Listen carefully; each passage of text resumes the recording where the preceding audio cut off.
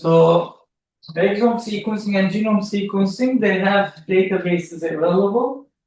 Like in human genome, there is a database called ClinVar, ACMG. ClinVar is clinically important variables. So you can find out a mutation. Oops. Bunu şeyi nasıl gösteriyorum? Let's say this T is mutated into a C, and that's associated with type 2 diabetes, for example, in the databases. So it can say that it's pathogenic variant because it's always seen in type 2 diabetes patients and never in healthy individuals. So there are databases like that, and then you can relate the genome sequence or exome sequence to a disease using these databases. For the genome level information, you can find structural variants and which parts are changing, whether there are missing genes, copy number variations, whether there are more copies of a certain gene, and that can be associated with the disease phenotype and so on. Again, using the sequencing technologies, we can get the RNA sequencing, as I said, and we can find the levels of RNA, and that's the gene regions that are transcribed. And then the level of the mRNA should be proportional to the protein level as well. So if mRNA level is increased, you assume that its byproduct is the protein. The protein levels will increase as well as a result. You can compare the disease and healthy individuals and identify which genes are overexpressed, underexpressed, and how it is related to the disease. You can also determine the protein levels and its functional status. So using the proteomics technologies, MSMS, LC-MS, MS, and so on, you can determine which proteins are present in any environment. You can measure it in the serum, you can measure it in urine, you can measure it in any environment, and it's also functional status. So post-translational modifications, ubiquitination, phosphorylation, acetylation, all these modifications, you can measure it using these technologies. And maybe not the protein level, but its functional status is in relation to the disease. You look at a certain protein and enzyme. These levels are the same in disease and control individuals, but it's phosphorylated in the disease individuals and not phosphorylated in the healthy individual. So phosphorylation of that protein activates that protein and triggers cascade of events that's causing the disease as a result. So not always the level, but the functional status may be in association with the disease. You can measure methylation, epigenetic changes, and one of the most important ones is the methylation. The promoter regions of the genes have CG repeats. So it's called CPG islands. So they're abundant in CG repeats, and C is methylated. And when C is methylated, that region is covered, the promoter region is covered, and transcription factor cannot come and bind to that region, cannot initiate transcription. So that's one way to regulate gene expression level through changes in this methylation patterns. So the good and the bad thing is this is dynamic. So the methylation levels change. It changes with your diet, it changes with your stress level, your meditation level, environmental conditions. Many factors change the methylation. So, and you can have, for example, if you do a genetic testing on you, there's a BRCA gene and there's a certain mutation in the BRCA gene highly associated with aggressive breast cancer. That's the mutation that Angelina Jolie caused the mastectomy as a result, because it causes very aggressive breast cancer. So, but if that gene is covered, methylated, if it's not being produced, you may not have the disease forever. Even though genetically you are inclined to have the potential to have the disease, but if that gene is not produced, it's always covered through methylation, you may not have the disease. So genetic is not your destiny, but it's a dynamic process. So it can change. You change your diet level. In the future, dietitians will take all the medical courses. They have to, because diet is actually a therapy.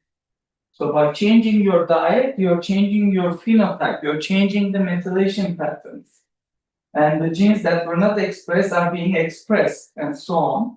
So you shouldn't do it blindly. Like I started to do ketogenic diet and I lost weight, but at the cost of maybe awakening a gene that was not produced, and now it's being produced and triggering the cancer, for example.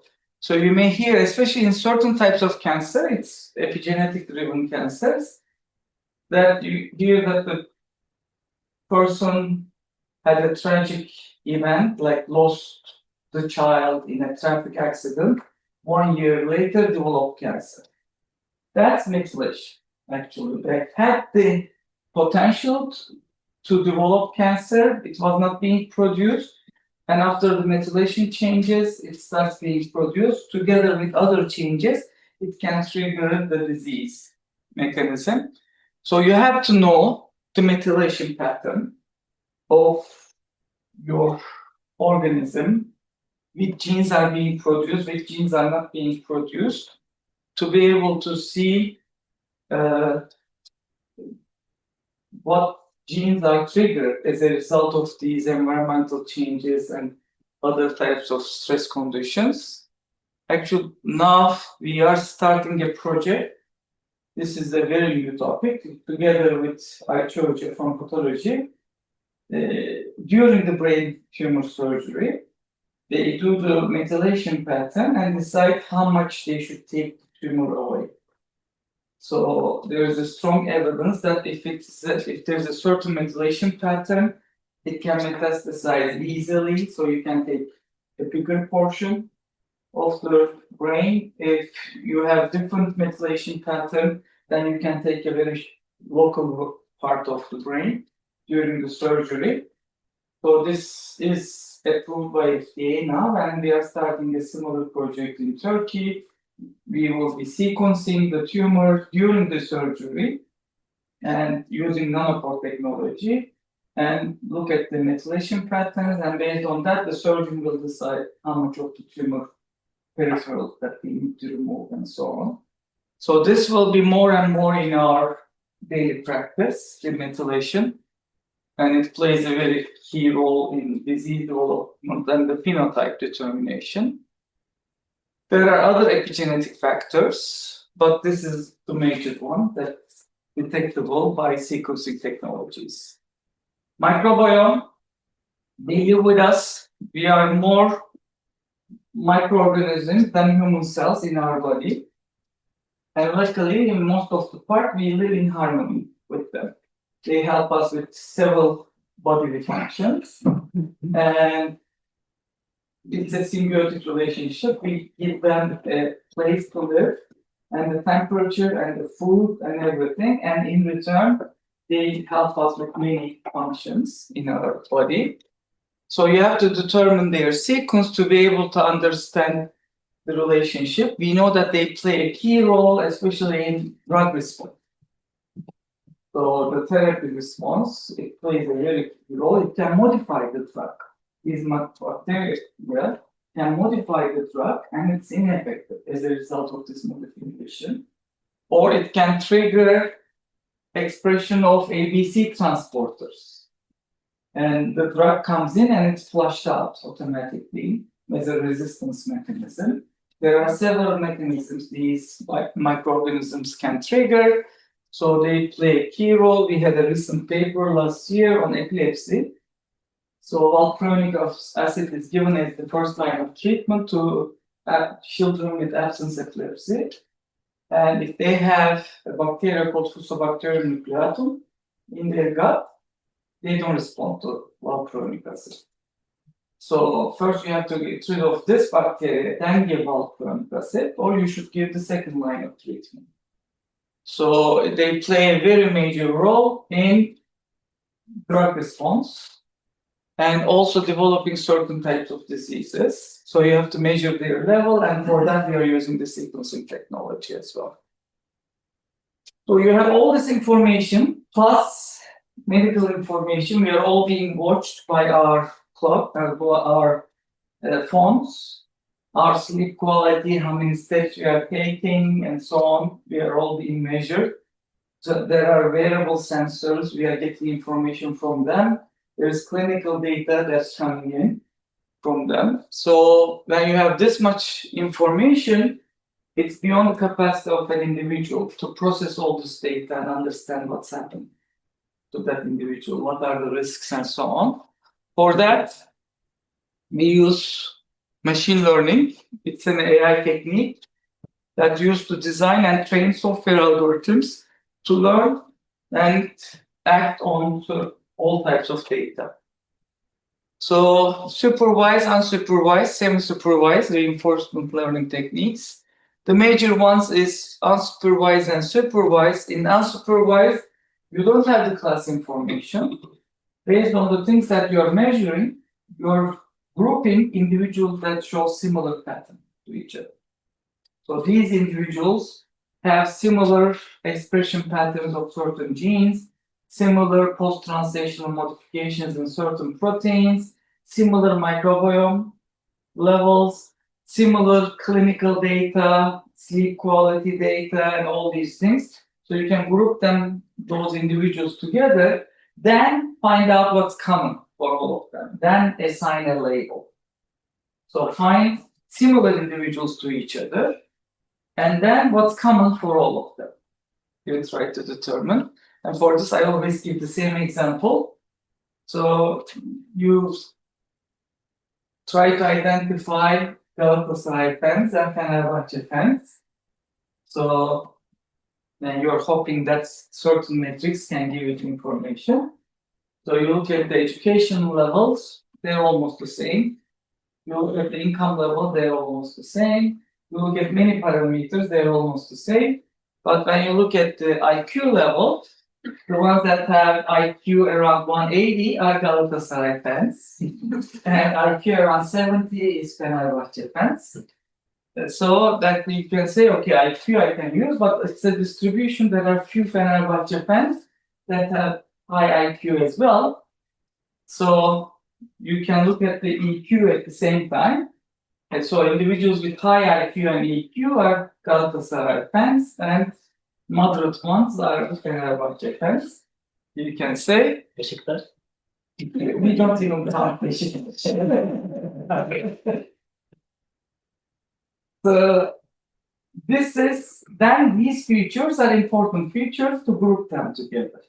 So it's not their educational level, it's not their income level, but the IQ level, EQ level are good parameters to group them together because they all show similar patterns. So that's what you try to do. When you group individuals together according to the parameters that you selected, which individuals show similar pattern, that's unsupervised learning. Supervised learning, you give the class information. This time, these are cancer, these are healthy, and establish a model to distinguish them the best way possible. And the parameters you use in the model can be used as biomarker. You can use it for diagnostic purposes as a result. So, for example, you have lots of information, raw data, clinical data, transcriptome, proteome, metabolome, lots of features. And then you group them together. You give drug X and drug Y to all these individuals. And based on the parameters and clinical data, you cluster them. And this cluster, if these individuals are clustered together, they have similar transcriptome, proteome, metabolome levels, similar clinical data. And these cluster together, then when you look at the label for them, what's common for all of them is they are not responding to both drugs. These group of individuals respond to X only, but not to Y. These respond to Y, and this individual responds to both.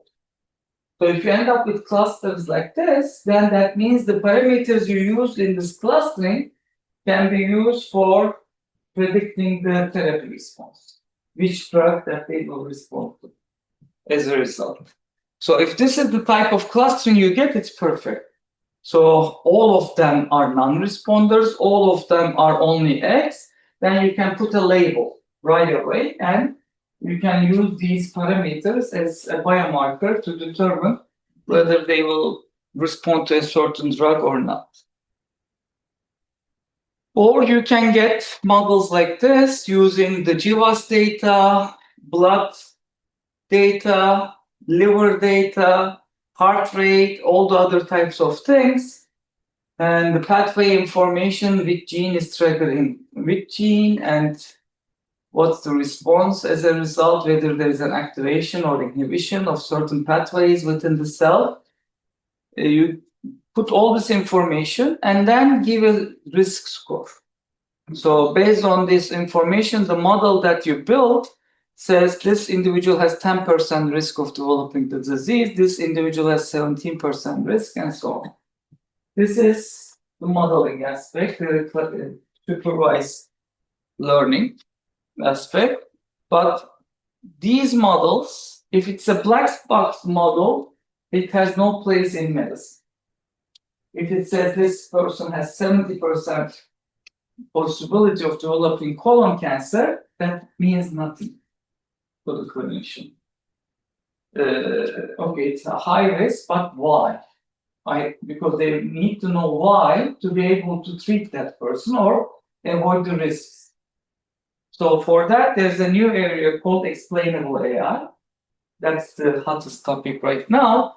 That's build models in such a way that you can give actionable information to the clinician. So information they can use in the clinic, they can act upon to minimize the risks as a result. So if you can say that this person has 59% risk of colon cancer and 9% comes from the genetic background, 20% comes from smoking, and 12% comes from eating too much meat, and so on. So if you can break down these risks and give it as an information to the clinician, then they can modify the things they can act upon to lower the risk as a result. So that's the future topic of medicine. For preventive medicine, these explainable AI models to give what's constituting that risk for an individual. But when you are building AI models, then you have different sets of data available, clinical data, transcriptomics data, microbiome data, everything. They have different distribution, different level of information. So what you can do is you can combine all of them, all the data, and to a single data set, and then build models from the combined data. And that's called early integration approaches. In this case, you end up with models that combine different features from different parameters. So you can say that if this person has a gene in BRCA, if this person has a mutation in BRCA gene and overweight, BMI higher than 30, and does not exercise, and smoking, then cancer.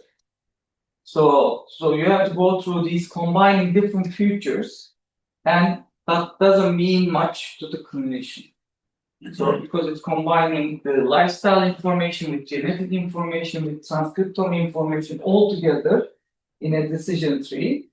And what if it's not a smoker but has a BRCA mutation? What's going to happen? And so on. And what are the other risks in this individual? It doesn't provide such level of information. So usually early integration approaches do not provide explainable AI models. Late integration does.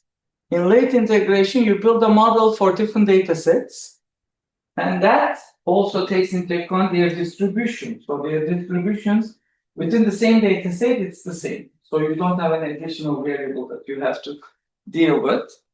So you build a model from the genetic data set, transcriptome data set, lifestyle data set, methylation data set, metabolomics data set, and then you give a probability. According to the genetic data set, your risk of developing colon cancer is 20%. According to your microbiome, risk of developing colon cancer is 95%. Okay, what are the factors in your microbiome causing colon cancer risk? İyi yaşa.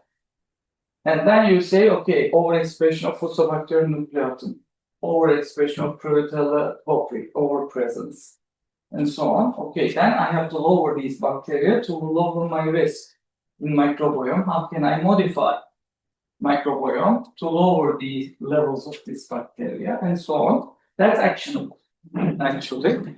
According to your lifestyle, you have 20% of colon cancer risk. So you combine all of them and give a combined risk score at the end, but it tells you which is causing that least. In this case, microbiome, 95% risk. So the clinician should tackle the microbiome risks first in this individual because the others are moderate risks. So usual late integration approaches provide with actionable information. So when you, as a bioinformatician, you will have many challenges in building such models. One is feature selection, feature extraction. Actually, when you have such a wide amount of information, the real biomarkers, if there are 5 or 10 of them, and if you are looking at 1 million parameters, 30,000 genes, 100,000 proteins, plus their modifications, 60,000 microbiome compositions, metabolites, and so on, lifestyle information, you're looking at millions of information. And the ones that are important for the disease are 10, 20, 30. Other 999,990 doesn't contribute to the model. But if you don't do feature selection, if you take into account all of them, their differences overcome the difference coming from the biomarkers. So you have to do feature selection, dimensionality reduction first to get rid of unrelated parameters and end up with important parameters to build a model. Otherwise, your model will not be correct. So depending on your data size and the sample size and so on, you have to choose the proper methods. There are feature extraction algorithms.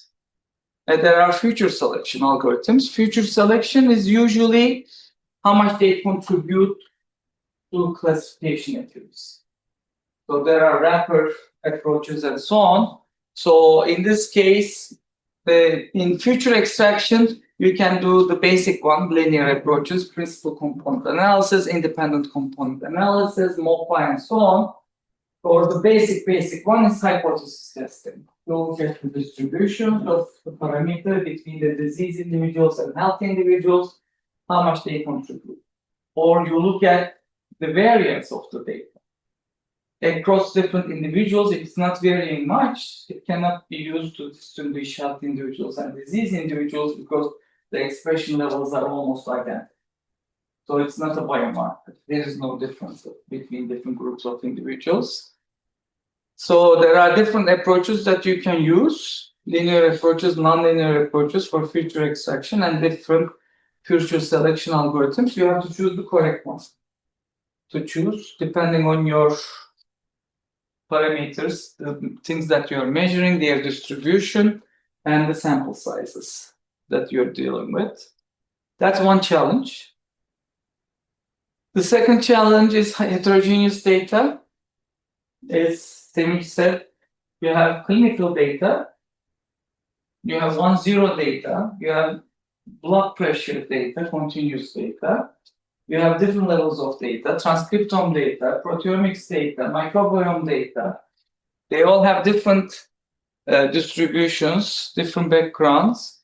So when you have such heterogeneous data, what can you do? These are the simplest one. This is naive data integration approaches, machine learning approaches, like decision trees, random forest, elastic net, lasso, tandem. This is penalized linear models. So these are the simplest ones that you can apply. You should always apply the simplest one first. See how easy, how easy the problem is. If you can get good results using the simple approaches, then it was a clear distinction in your phenotype that even linear models can handle them. But sometimes you need more complex approaches, learning approaches, multiple kernel learning, and that takes into account the distributions of each parameter. Like transcription values changes a lot. Microbiome values are very small amounts and they're not changing much within the same group. So for that, you use different kernel functions.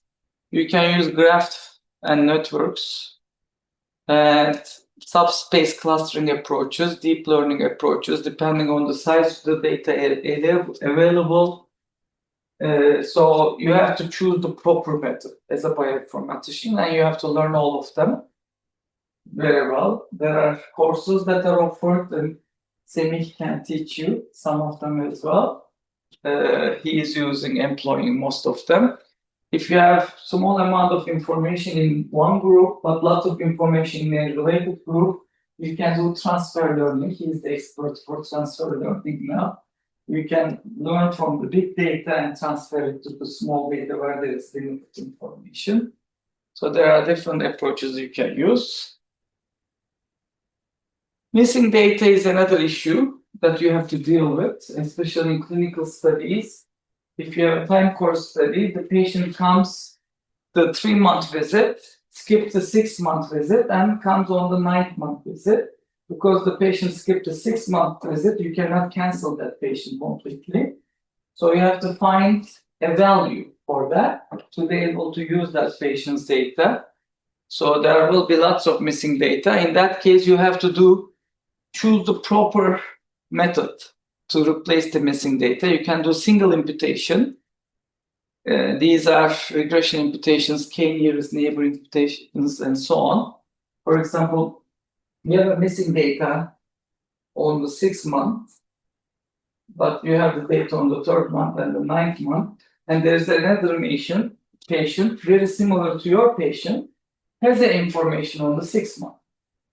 So if all the other parameters are very similar, they have same rate of cancer, they are responding the same way to the therapy, expression levels are similar, proteomics levels are similar, then whatever the value for the 6th month for that patient or the k-nearest patients to your patient, you can take the average and put it as the missing data, for example.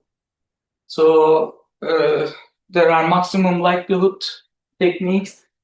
Given the distribution and the changes on the parameter that you're missing, you can predict the missing parameter using the maximum likelihood algorithms. You can do multiple imputations, there are a lot of different approaches that you should use, but for the data that's missing and type of data, if you are missing 20% of your data, you have to use different techniques. If you are missing only 1% of your data, and if the data is continuous, you can use different techniques and so on. So you have to learn these techniques and use the computation method. Class imbalance is another issue, big issue actually. So usually in medical studies, you have few disease individuals and lots of control individuals, for example, if it's a rare disease that you are trying to analyze. So there is a class imbalance, and if you are using metrics like accuracy, it doesn't take into account class imbalance. So you can build wrong models that's mispredicting the low abundance class. So you have to do the balancing out. You can do this using data sampling, like upsampling, downsampling. So upsampling is you sample the small sample more. So you add new samples to the level of the big group, or you can do downsampling. The big group, you take smaller portions of the big group comparable to the small group. You can do hybrid sampling. There are cost-sensitive learning approaches. So you give more weight to the smaller group than the larger group, and so on. There's ensemble learning approaches, evaluation measure-based approaches to handle with the class imbalance approach. And big data scalability as well. If you have such big data, you have to develop efficient algorithms to handle. So these are the approaches for the algorithms that can be used for scalability of the big data. And there are cloud computing solutions that you can use as well. Galaxy is one of the major ones that people are using. So these are all the things that you have to tackle as a bioinformatician when you are building a model. Now we are going to hear about the applications from Mustafa. Thanks for listening. Hello everyone, I am Mustafa Samitpir. I am also a PhD student of Dr. Sezerman. So today I'm going to talk about the machine learning applications in microbiome and integrated multi-omics dataset in aquaculture. So I'm going to give two case studies and especially how machine learning is applied in aquaculture and what are the applications. So the first case study is conditional forest models built using metagenomic data accurately predicted salmonella contamination in northeastern streams. So in this study, they look at the like what is causing the foodborne disease. Actually, more than 40% of foodborne diseases are caused by salmonella contamination, and this is linked to the contaminated water which is used in produce production. And so they assess pathogen status of their samples first, and then in order to identify which indicators are causing these contamination. And so this is the general workflow. They collected stream water from 60 different sites, and they screened samples first for salmonella presence, and then they labeled them accordingly, and they collected they used the same samples actually for microbiome profiling, and then after doing microbiome analysis, they used machine learning models. They used 3 different machine learning models predict the salmonella presence, and they compared their performance and validated the models and found which indicators are driving these predictions. So these are the models. So they created a total of 36 different models. So they used 3 different machine learning algorithms, and this conditional forest, regularized random forest, and support vector machine. And they used 2 different data sets. One is microbiome data, and they also used the same microbiome data plus environmental features. And also these data, they used normalized and unnormalized version of these data. And then they calculated abundances for 3 different taxonomic levels. So which makes it a total of 36 different models. And they used 10-fold cross-validation for optimization.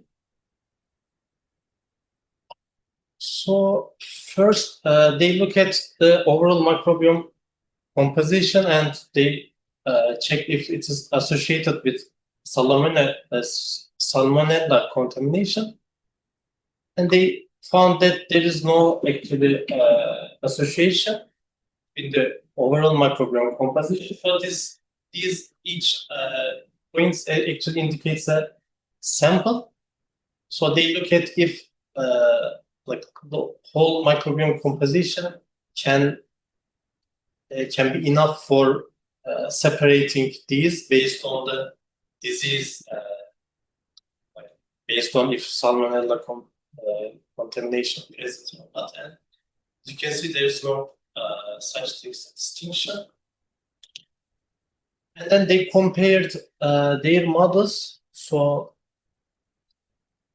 they found that conditional forest models performed better for all taxonomic levels. So this is family, this is species level, and this is genus, and no, this is family, genus, and species level models.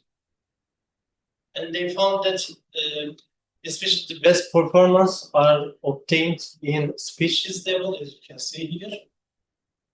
And they also saw that adding environmental data actually doesn't change much. As you can see, the circle ones and triangles ones are very similar to each other in both AUC and kappa scores. So these x-axis indicates the kappa score, and y-axis indicates the AUC value. So they use two different metrics for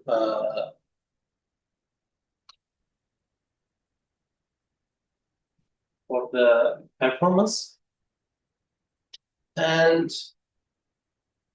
they also saw that normalized data actually performed best, like conditional forest using normalized data performed best. As you can see, like blue ones are the highest score. And therefore they used a conditional forest model for further analysis. And then they try to identify which taxa actually contributes this finding the salmonella contamination. And again, they used species, genus, and family type taxa. And then they found that the most informative species are Auromonas species in species level as well as in genus level. So, and in genus level, also there are other taxa as well, which are informative. And here the red ones are the taxa which is also found differentially abundant. So they conclude that Auromonas can be used to detect salmonella contamination, and it's actually easier to detect that because of the abundance. Salmonella is difficult to detect, and they can just use PCR, and found that if that water can be used for production. And the other case study actually used multi-omics data, and they predict the feed efficiency and performance-based traits in fish using multiple omics data. So, since using high amount of food can require high cost, and therefore they always try to decrease the cost associated with the food by checking like how much return they get by the per food. So this is called actually feed efficiency. So if they feed very little food to the fish, and then if they gain the same weight and they gain the same amount of lipid, and then it's considered high efficient. And they are trying to predict what actually causes this high feed efficiency or low feed efficiency. And they use Chinook salmon for this. So this is experimental design. So they took the salmons and they reared them for 8 months, and they first separate them into 3 groups with different feed efficiencies. And to trigger these different feed efficiencies, they give different amount of food. And they measured each of them 4 times during this 8 months, which makes 3 intervals. And then they consistently, measured their growth, feed intake, feed efficiency, health parameters. And then after that, they selected 28 fish with consistent feed efficiency data and healthy fish. So, and then they used random log forest models.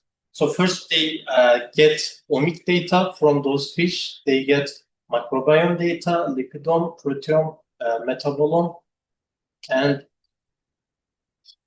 pathological examinations. And then together with clinical data like microscopic observations, blood chemistry, they get total of 14 data layers.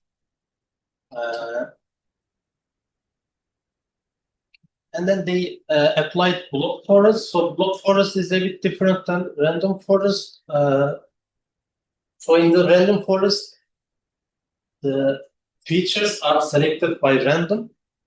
But in block forest, the features are selected by random inside each data layer. So it makes sure that in each time, some of the features from each of these layers are selected. This is especially important in the multi-omic data. Otherwise, the other omic data may not be selected. And so these are the features that are used. These are omics data, microbiome, proteome, metabolome. So for microbiome data, they get ASVs. So these are like taxonomic units. So they are not taxa, but like the functional groups of taxa. And then they use proteome, and they use proteins from liver and muscle, and they treat these two as different layers, so they don't combine them to be able to find the differences between different tissue types. Because especially in this case, since this is about food efficiency and the metabolism and the proteins about metabolism of food metabolism is important. So, for example, liver enzymes and proteins might be related with the food efficiency. And similarly, they used metabolites in liver, muscle, and plasma. And they also, for this, they also used separate them into 2 categories: organic acid chemistry and carbohydrate chemistry, such as amino acid, fatty acids for this MCF set, and sugars and alcohols for TMS set. These are just a couple of examples from the features. And they have 6 layers and 500 features. And similarly, micromolecules, so they used whole body, and in the fatty acids, similarly, they used only 1 layers, and then they used clinical features as well: blood biomarkers and hematology indices, and so on. So total of they have 14 layers and 4,077 features. And these are what they are actually measuring, like what they are trying to predict. For length, so they have 11 traits, and these are performance-based traits, like the growth rate traits, and feed intake and feed efficiency related. So, for example, fork length, weight, condition factors, which indicates the healthy status of the fish, etc. And these are the feed efficiency related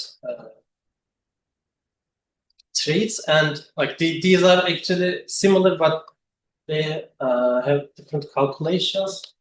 For example, this is mean feed efficiency, feed conversion rate, and since they have like 3 different,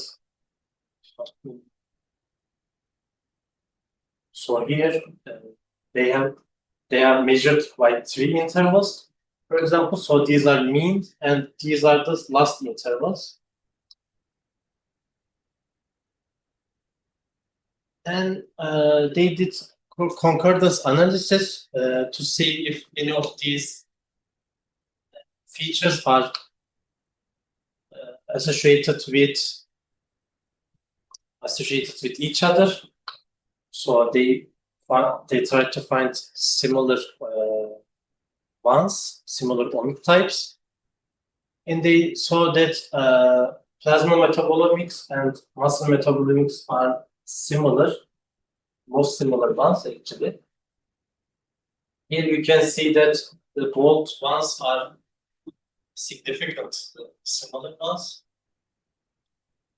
And for example, within the same tissue, plasma metabolomics and plasma like TMC and MCF ones, they separate them to two sets, and they similar to each other. And then they look at the prediction accuracies of the machine learning models, and they saw that growth-related traits are the ones that are best predicted. So this is a normalized root mean square error.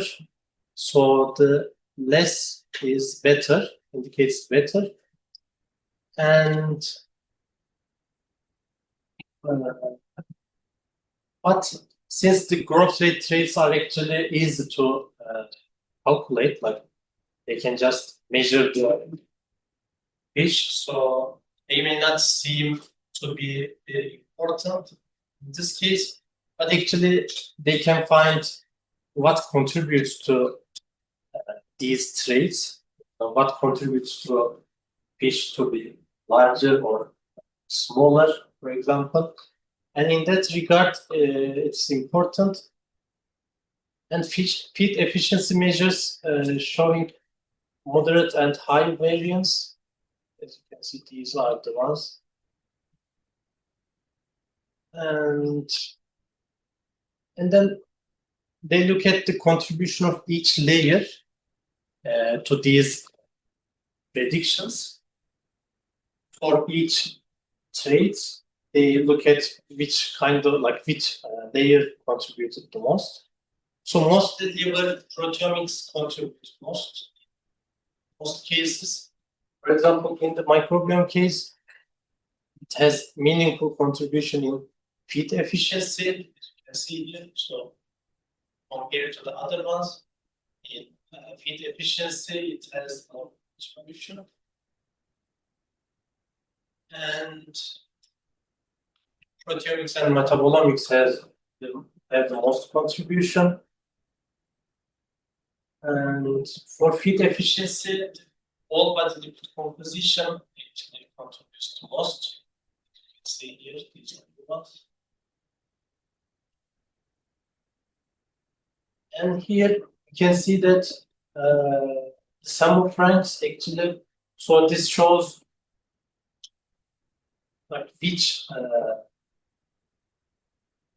each layer actually contributes to most to the overall prediction. And we can see that microbiome is not very good.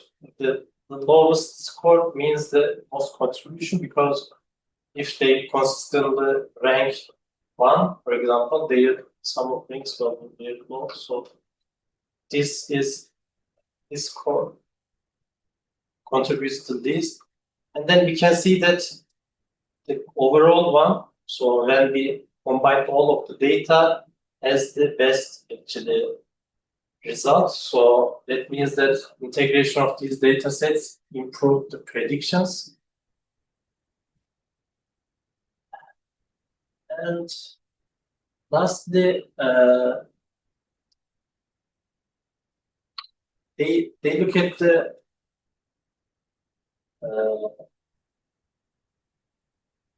so it's a heat map of like variables. So since until now we look at the layers, like which layer contributes most, etc. But we don't look at the individual features. And here they check the individual features and see which individual feature is most most correlated with the traits, different traits. And so they found 3 specific bacterial ASV. So they are these ones, and these belong to the family Yersinia and genus Serratia. And it is known for fish pathogen and its intestinal infection. And this indicates that maybe because, and these are the negatively correlated ones actually, and these may indicate that the infection, because of the infection, their food efficiency reduced. And they also look at the positive correlations. They get amino acid metabolism, for example, and acetylglutamic acid, and hepatosomatic index, which is liver index. And it indicates metabolically overactive liver, and quinazole. And for negative correlations, they found conjugated acid, which is major fatty acid used for energy storage. So, just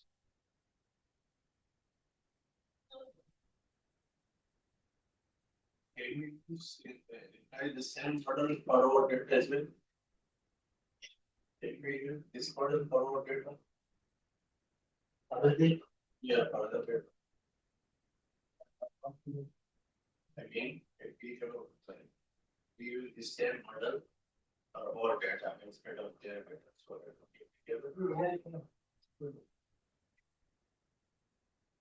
why not? Smart, right? For their data. Yeah. These models are actually selected based on the type of data. For example, if your data. No, they are optimized model. So we just want to take this model and put more data. So they will separate more data and give it first. Same in that effect.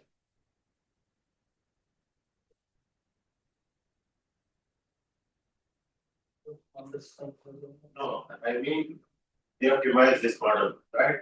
By different parameter optimization and different things. If they computed something. So we just if we use this model, giving this parameter, this optimization, same model for all data. For all data. Yeah. Yeah, I think we need to change that parameters. So random forest model and you do cross-validation, it optimizes the parameters based on the results. For example, it separates the data into test and genetic data, and then it measures the success of experiment, and then based on that, it changes the parameters. It adjusts, and then it finds the optimal best solution. So what would be important for this if they are doing that, they are not doing testing for us, so for us. for you can see the like what kind of machine learning algorithms can be used to what kind of data or what kind of situations. For example, you can use it for the efficiency, or you can imagination. And this shows some use cases for machine learning. For this and microbiome. So they took my program data, here I'm just putting my patient data, and I use this model for patient data, and then for different. You see, multi-omics data, you can use this, but it's not multi-omics, you can use random forest instead of this. But this model means actually not just algorithm, but data, parameter. So you can use the same algorithm. It makes a okay, data, algorithm. Okay, the whole number algorithm, testing.